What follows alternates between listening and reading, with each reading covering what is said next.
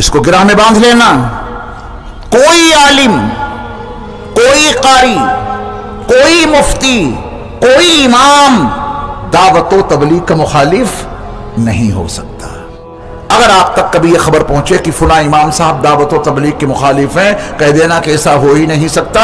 हम तो 15 रोजा इजलास सीरत मुस्तफ़ा में ये सुन के आए हैं, बिलग्रामी ने बताया है कि कोई आलिम, कोई इमाम, कोई मुफ्ती, कोई कारी दावत व तबलीग का मुखालिफ नहीं हो सकता। सब आपके साथ हैं, बस आप झूठी बातें सुनानी बंद कर दो, गलत मेयार कायम करना बंद कर दो। ये न कहो कि बगैर निकले ईमानी नहीं बनेगा।